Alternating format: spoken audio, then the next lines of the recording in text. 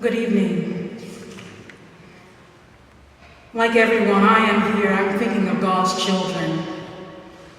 I'm thinking of our gay and lesbian, bisexual, transgender, queer, and intersex sisters and brothers, our heterosexual sisters and brothers, our asexual sisters and brothers. I'm thinking of God's children. I'm thinking of how somebody left their clothes in the washing machine, fully expecting to return home to load them in the dryer or hang them on the line. I'm thinking of the partner, the friend or sibling who said, no, I'm not feeling it tonight, or I've got this project to finish. You go on out to Pulse without me tonight and have fun, love you, only to never hear their voices again. I'm thinking, as has already been said, of the complexity surrounding the person who was outed in their death as their family found out who they were as they claimed their body.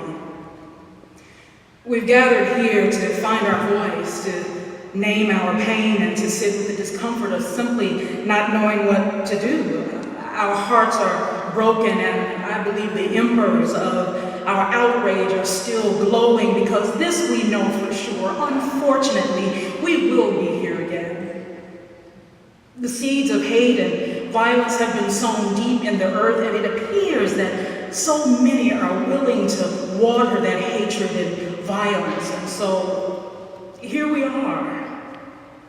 Are we wasting our time? Does our gathering make a difference? Sometimes it feels pointless to gather yet again around another atrocity, because the enmity in the human community, the prejudices and the discrimination and the struggles and the violence, the suffering around the globe seem to eclipse any good.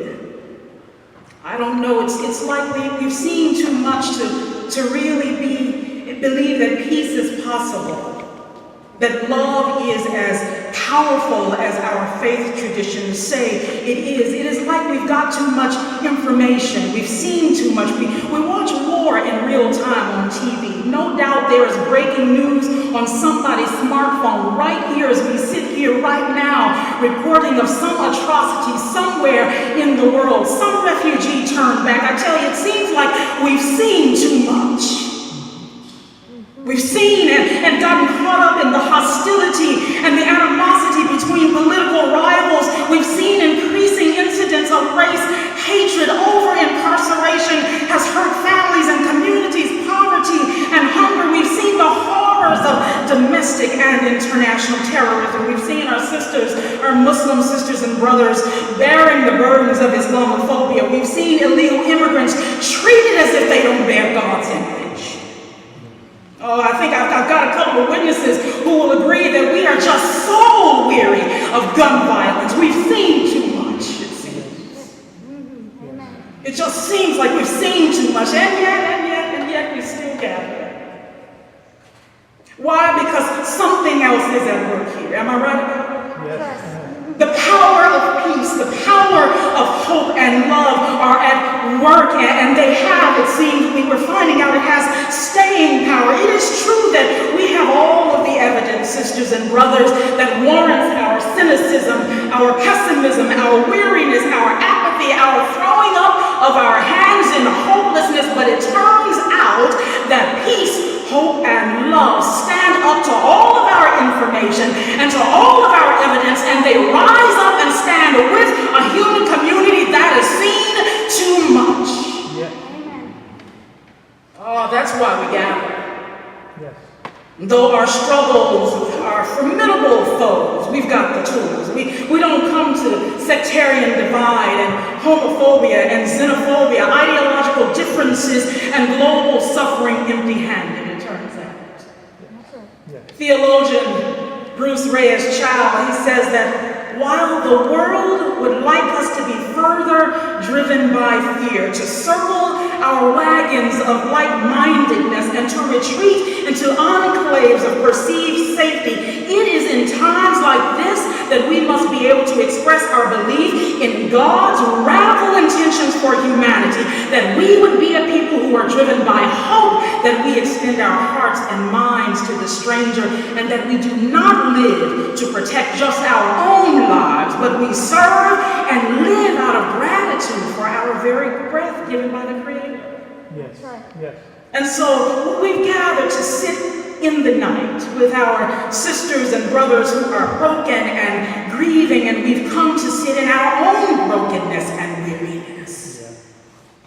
Molly Fumia, she says, of all the powers bestowed on the grieving, the most mystifying is being able to see in the dark. And of all the secrets of the universe that are only visible at the blackest night, the most holy is the power of compassion. I believe I crossed your road tonight. Something happens, sisters and brothers, when we share grief. Something happens when we hold space for one another, when we open our hearts and create a safe space, a loving space for another's experience. Holding space calls us to deep listening. Holding space calls us to not script someone else's painful journey with shoulds and what they ought to do. Holding space calls us to allow uncomfortable silences and trust the power of presence. Holding space calls us to make our hearts expansive. Holding space calls us to be mindful of unhelpful maxims like, this happened for a reason. God won't give you more than you can bear. Help us. Your loved one was needed in heaven. Holding space calls us to stand defiantly against any religious or cultural notion that says that the dead and injured got what they deserve because of who they are. And whether we hold space up close and personal with our physical presence or afar with an expansive heart that sends healing energy, that is intentional about care for their brokenness, that prays in the many ways we're called to it. Holding space is an absolute gift because we find divine surprises. We find ourselves.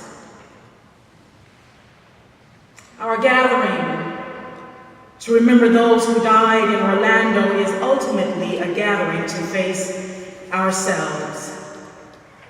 One theologian said it right: their lives were just like ours, with loves, with strengths and weaknesses, with limitations and shining moments of courage, with struggles and agonies, with bursts of anger and bursts of laughter, with dawn and dusk, with joys and sorrows, with all of the things so necessary to real living. They were us and we are them here in this place.